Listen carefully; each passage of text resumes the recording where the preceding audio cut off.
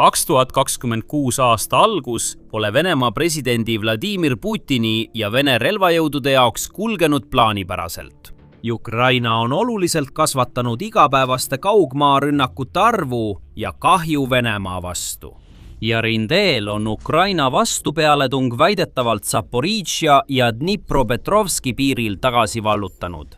Üle 400 ruutkilomeetri olulist territooriumi. Nagu neist ja teistest Ukraina edusammudest veel vähe oleks, et tema verd keema panna, on nüüd Putinil uus peavalu. Liugpommid.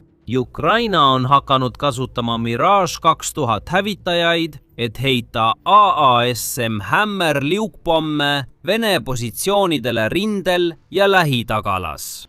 Vaatame siis seda viimast Ukraina uuendust. Kuidas see muudab sõja dünaamikat ja kuidas Putin võib olla võimetu seda peatama.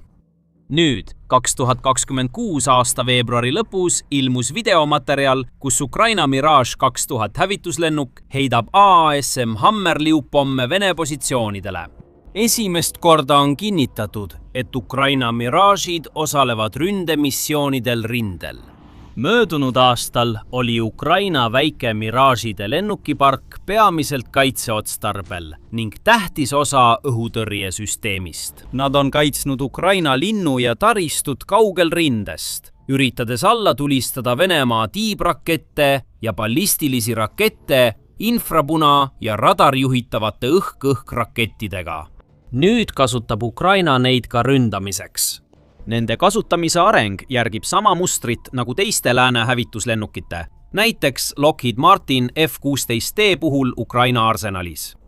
Belgia, Taani, Holland ja Norra on Ukrainale F-16 hävitajaid andnud. 2025 aasta lõpuks tarniti Ukraina õhujõududele vähemalt 38 lennukit. 24 Hollandist ja 14 Norrast, kuid Norra lennukeid kasutati peamiselt varuosadeks. Taani lubas veel 19 ja Belgia 30 lennukit. Neist osa on arvatavasti juba tarnitud, ülejäänud saabuvad 2026. Nagu Mirage 2000D kasutati ka esimesi F-16-sid peamiselt linnade kohal õhutõrjepatrullideks mitu kuud pärast USA's toodetud hävitajate saabumist Ukrainasse 2024. aasta augustis. Alles siis, kui Ukraina F-16 lennukite arv oli kasvanud mõnekümneni, hakati osa neist kasutama ründavate pommirünnakute läbiviimiseks Ameerika Ühendriikides toodetud tiibrakettide ja täppisliugpommidega. Kuid tundub, et Ukraina kasutas vähemalt osa oma Mirage'idest ründavateks operatsioonideks ilma ootamata suurema arvu lennukite saabumist, erinevalt sellest, kuidas nad tegutsesid F-16-dega. Ukraina kasutab kahte tüüpi hävitajaid ründavateks operatsioonideks vastavalt sellele, milliseid relvi nad kasutavad. Ukraina F-16 saavad korraga kanda kuni 8 GBU-39B väikese läbimõõduga pommi või STB-d. Need GPS-INS juhitavad pommid kaaluvad 285 naela ja ulatuvad kõrgest lastes kuni 40 meremiili. USA andis 2024 aasta septembris loa kasutada Ukraina F-16-tel ka AGM-154 Joint Standoff Weapon või JASO liugpomme, kuid pole teada, kas neid juba kasutatakse. Ukraina F-16D võiksid tehniliselt kanda AGM-158 JSON nutipomme, kuid see pole veel juhtunud. Nüüd saab Ukraina Mirage ümber seadistada kandma GBU-39 ja JDAM, mis on USA juhitavad liugpommid. Kuid praegu kasutavad nad hoopis Prantsuse liugpommi. Tutvu AASM Hammeriga. AASM tähendab Armament Air-Sol Module ja Hammer tähendab Highly Agile Modular Munition Extended Range. Nagu nimigi viitab, on see igas ilmastikus kasutatav nutikas õhk-maapind kaugrelv. Prantsuse ettevõtte Safran Electronics and Defense relv sobib lähiõudtule toetuseks ja süvarünnakuteks. Hammer võeti Prantsuse õhu- ja mereväe lennuväes esmakordselt kasutusele aastal 2007. Selle silmapaistvamaid omadusi on suur paindlikkus, mis võimaldab kasutada eri suurusega pomme, sealhulgas 125, 250, 500 ja 1000 kilogramm variante. Modulaarne süsteem võimaldab pommidele lisada erinevaid juhtimis- ja tõukejõusüsteeme, andes neile suurema tegevusraadiuse ja parema täpsuse. On olemas 3 põhilist varianti. Põhivariant SPU-38 ühendab endas hübriidse inertsiaalse navigeerimissüsteemi ja GPS-juhitavuse. Juhitavussüsteem muudab tavalise pommi nutikaks juhitavaks pommiks, võimaldades sellel töötada igasugustes ilmastikutingimustes umbes 10-meetrise ringikujulise tõenäolise hälbega, CEP. SPU-54 variant lisab baasmudelile SPU-38 poolaktiivse laserjuhtimise. See võimaldab laskemoonal sihtida laasermärgistatud sihtmärke, andes sellele võime tabada liikuvaid sihtmärke palju suurema täpsusega. SPU-54 töötab päeval ja öösel ning tabab dünaamilistes lahingutingimustes oluliselt parema täpsuse. Lõpuks lisab SPU-64 olemasolevatele SPU-38 INS GPS-võimekustele ka infrapunakaameraga juhtimise. See variant võimaldab laskemoonal sobitada sihtmärgi alamälus talletatud võrdluspildiga, võimaldades ülitäpseid lööke nii päeval kui öösel erinevates keskkondades ja missioonitüüpides. Pole täpselt teada, milliseid Hammeri variante Ukraina Mirage 2000 kasutavad, kuid ilmselt kõiki 3. Erinevad variandid teevad Hammeri tõhusaks nii lähiõhutule toetusmissioonidel kui ka süvalöökidel, kus seda saab välja lasta ohutust kaugusest, võimaldades lennukil jääda ohutult Vene õhutõrje ulatusest välja. Kõigi 3 lennuulatus on umbes 43 miili pikkus, üle 10 jala, läbimõõt umbes 1 jalg ja tiibade siruulatus üle 2,5 jala. Pole teada, kui suuri lõhkepäid Ukraina Hammeritele paigaldab. Tõenäoliselt kasutatakse enim 550 naelast varianti, kuna need on kõige levinumad, eriti statsionaarsete sihtmärkide puhul. Ja vähemalt praegu tundub, et just sellised sihtmärgid on need, mille pihta Ukraina oma Hammeritega peamiselt sihib. Sõda Ukrainas on põhimõtteliselt muutnud seda, kuidas kaasaegset sõjapidamist peetakse. FPV ja fiiberoptiliste droonide laialdane kasutus lahinguväljal on rindejoonte tähendust hägustanud. Kaevikutesse kaevunud pataljoonide vahelise ei kellegi maaajad võivad olla möödas. Ukraina lahinguväljadel võimaldavad droonid Ukraina vägedel hoida positsioone kõige eesliinil olevate Vene positsioonide taga ja vastupidi.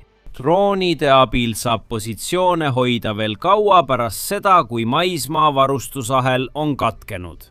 Aga droonid tähendavad ka seda, et sul ei ole ohutu üheski positsioonis kuni 20 miili kaugusel kõige eesliinil olevatest positsioonidest.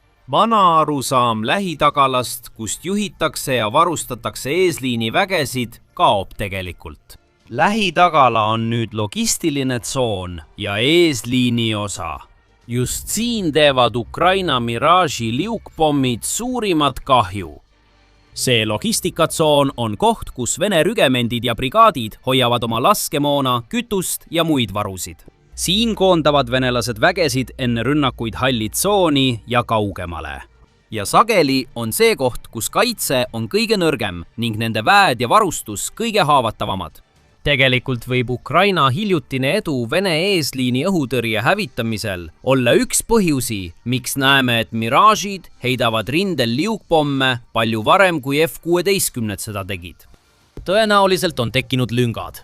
Kui otsid tipptasemel ülevaadet Ukraina sõjast, oled õiges kohas. Telli the Military Show, et saada värskeid uudiseid ja analüüse Ukraina sõja, Lähis-Ida ja teiste kriisikollete kohta. Kuid ükskõik, mis on Mirage'ilt heidetavate liukpommide kasutuselevõtu põhjused, peaksid need oluliselt aitama kõrvaldada ühe Venemaa peamise eelise rindel viimase aasta või 2 jooksul. Liukpommid, KAB, tuntud ka kui FAB liukpommid, on Venemaa juhitavad õhupommid, mis muudavad juhitamatud nõukogudeaegsed FA-pommid täppisrelvadeks, kasutades ühtset liug- ja korrigeerimismoodulit ehk UMPK-d. Need liugkomplektid lisavad tiivad ja juhtimissüsteemid, kas GPS-i, laseri või infrapuna, võimaldades pommidel lennata 10 miilide kaugusele. See on lubanud Vene lennukitel rünnata sügaval Ukraina liinide taga, vältides õhutõrjet. Venemaa FAB-ID on üldiselt suuremad ja hävitavamad kui AASM Hammerid või GBU-39. FAB 250 on väikseim, 250-kilone ehk umbes 550-naelane pomm. On ka FAB 1500 variant, mille lõhkeaine kaal on umbes 1488 naela ehk 675 kilogrammi ja liuglemiskaugus tavaliselt 30-45 miili. Lisaks on suurboss FAB 3000, millel on suurem lõhkepea, kuid liuglemiskaugus on sarnaselt 30-40 miili, sest selle kaal ja õhutakistus on väga suured. Hiljuti on Venemaa kasutusele võtnud ka uue liukpommi, UMPB-5R. Sellel on väidetavalt 550 naelane laeng ja Hiina SV800 Pro-Wide reaktiivmootor võimaldab lennata kuni 125 miili. Venemaa on nüüd liukpomme ohtralt kasutanud kindlustuste lõhkumiseks, infrastruktuuri hävitamiseks ja tsiviilelanike hirmutamiseks. Mõrnohradi ja Kostjantõnivka linnaosad on nende tõttu varemetes. Ukraina andmetel on Venemaa alates 2022 aastast visanud Ukrainale üle 51 000 juhitavat õhupommi, peamiselt FAB-CAB liukpomme ega kavatse peatuda. 2026 aasta jaanuaris kasutasid Vene väed 5717 liukpommi, 26% rohkem kui 2025 detsembris. Suure osa sõja jooksul oli ühe päeva rekord 2025 aasta 17 oktoobril, kui väidetavalt visati 268 liukpommi. Rekord ületati 27 veebruaril, kui Vene väed kasutasid päevas 328 juhitavat õhupommi. Nüüd, tänu F-16 ja nüüd ka Mirage'i poolt visatud liukpommidele, on Venemaa hõivatud ühe karmi tõe avastamisega. Liukpomme on raske alla tuua, kuid neid on suhteliselt odav toota. Vene liukpommide hinnaks arvatakse olevat umbes 20 000–30 000 dollarit tükk. Madal hind muudab kallite täppisrakettide kasutamise nende allatoomiseks majanduslikult mõttetuks. Ukraina on kasutanud neid süsteeme FAB-ide allatoomiseks. 2025 aasta septembrist novembrini hävitasid Ukraina õhutõrjejõud väidetavalt kuni 100 liukpommi. Aga Ukrainal pole eelarvet õigustada rakettide kasutamist, mis maksavad kümneid või sadu kordi rohkem kui nende allatulistamiseks kasutatavad liukpommid. Ja isegi kui oleks, siis lihtsalt ei ole neid rakette maailmavarudes piisavalt, et sellist kasutust õigustada, eriti kui FAB sajab alla tuhandete kaupa kuus ja aeglustumise märke pole. Ukraina keskendub nüüd nende allika tabamisele. Nad on hakanud proovima alla tulistada Vene pommitajaid, mis kannavad FAB-e, eriti nende Su-34-sid, enne kui need jõuavad oma surmava lasti vabastada. Ukraina pikamaadroonid ründavad Venemaal FAB-pommide ladusid ja tootmisrajatisi, häirides varustust. Ja Ukraina NATO testivad liukpommide vastaseid droone. Näiteks Prantsuse TVS-1, mis on loodud CAB-ide hävitamiseks lennuajal.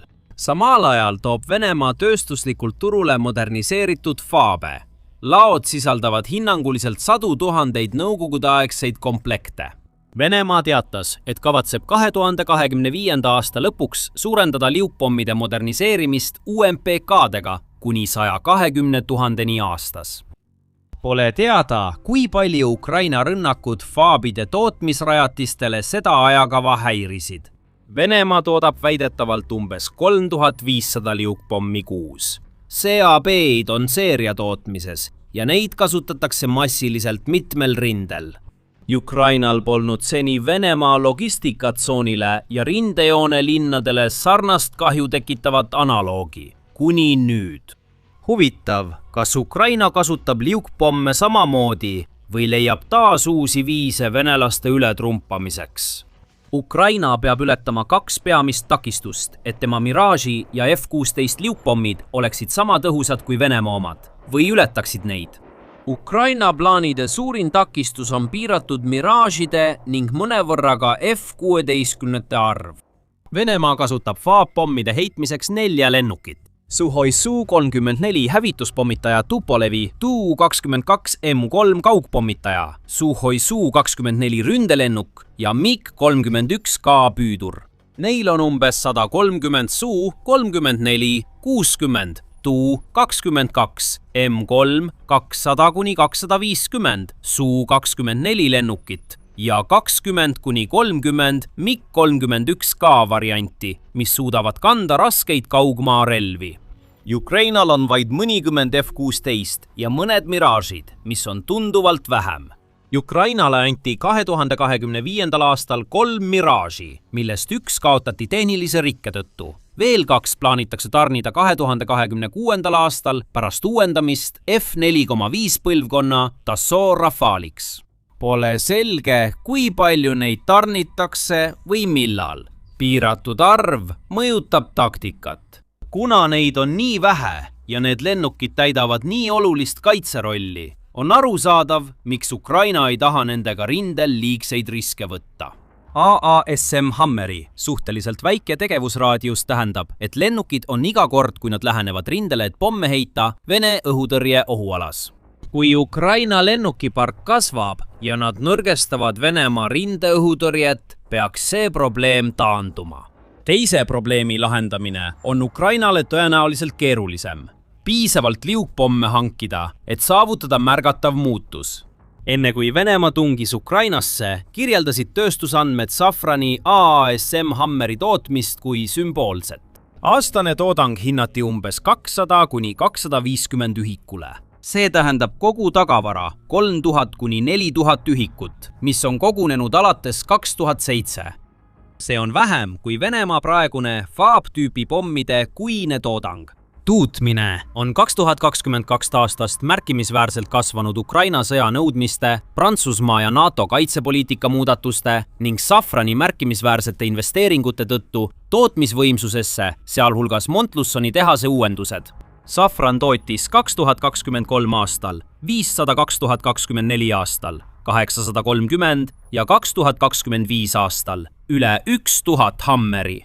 2024 aastal kohustas Prantsuse parlament valitsust tarnima Ukrainale igal aastal 600 AASM Hammerpommi. Alguses hõlmas abi kiireloomulisi ülekandeid Prantsuse sõjaväeladudest. 2024 ja 2025 aasta tootmismahtude kasv võimaldas Ukrainat pidevalt uute pommidega varustada ning täiendada Prantsuse varusid, kuid sellest ei piisa. 600 pommi aastas on siiski 200 korda vähem kui Venemaa tootmise eesmärgid. Selle tempoga ei suuda Ukraina liugpommid tõenäoliselt Venemaa FAB-idega võrreldavat kahju teha. GBU-39B-dega on sarnane lugu. Ukraina Mirage'id on võimalik kohandada neid pomme kandma koos F-16-tega. Teoorias on Ukrainale tarnimiseks palju rohkem saadaval. USA õhujõud plaanib soetada 24 000 GBU-39B STB-d, millest alates 2005. aastast on valmis ehitatud üle 17 000. Alates 2026. aastast toodab Boeing igal aastal 2500 pommi senise 750 asemel. Tootmismaht kasvab veelgi. 6,9 miljardi dollari suuruse LOT 20 lepingu toel, mis kestab kuni 2035. aastani. Kuid Ukraina ei ole ainus, kes vajab kiiresti GBU-39B pomme. 2025. aasta mais kiitis USA kongress heaks 1400 GBU-39B pommimüügi Poolale, tugevdades NATO idapoolset kaitset. 180 miljoni dollari suurune tehing hõlmab ka logistilist tuge, väljaõpet ja inertset harjutuslaskemoona. Varasemad lepingud hõlmavad 500 ühiku müüki Marokole 86 miljoni dollari eest ja 400 ühiku müüki Rumeeniale 84 miljoni dollari eest, mis näitab selle pommi jätkuvat rahvusvahelist populaarsust ja paindlikkust integreerimisel. Umbes 57 800 dollarilise maksumusega on see üks kulutõhusamaid ja mitmekülgsemaid omataolisi laskemoonatüüpe maailmas. Nüüd, nagu teiste oluliste relvasüsteemide puhul, näiteks Patriot PAC-3 raketid, on Ukrainal GBU-39B osas tõsine konkurent, Iisrael. Nagu PAC-3 puhul on Ukraina GBU-39B-de järjekorras taga, eriti arvestades jätkuvat vaenutegevust, mis järgnes USA ja Iisraeli konfliktile Iraaniga.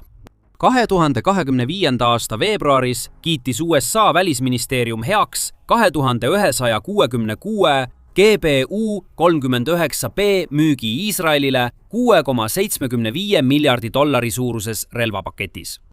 2026. aasta märtsis, kui Lähis-Ida põleb, Boeing on sõlminud Iisraeliga $289 miljoni suuruse otselepingu, et tarnida kuni 5000 GBU-39B pommi ühikuhinnaga umbes $57 800. Tarned algavad nüüd alles umbes 36 kuu pärast, mis viitab kas madalatele laovarudele või nende muule kasutusele.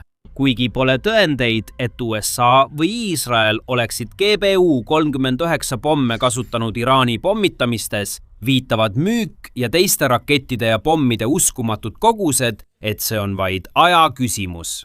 USA kasutas 3 päevaga PAK-3 rakette rohkem Iraani rakettide ja droonide vastu, kui neid Ukrainale tarnitud on. Alates 2022 aastast on ebatõenäoline, et Ukraina võiks loota, et USA seab liukpommide osas Ukraina huvid Iisraeli omadest ettepoole. Lahendus võib olla, et Ukraina arendab ja toodab ise liukpomme. Ukraina uuendusi arvestades, sõjapidamises oleks rumal sellele võimalusele vastu panustada. Peame ootama ja nägema, kuidas Ukraina probleemi lahendab ning millist mõju avaldavad piiratud koguses liukpommid. Hoiame arengutel silma peal ja anname teada. Tellige kindlasti kanal, et midagi ei jääks märkamata. Samal ajal pole Mirage 2000 ja AASM Hammerid sugugi ainus abi, mida Prantsusmaa on Ukrainale andnud. Vaadake seda videot nende muu olulise abi kohta. Aitäh vaatamast!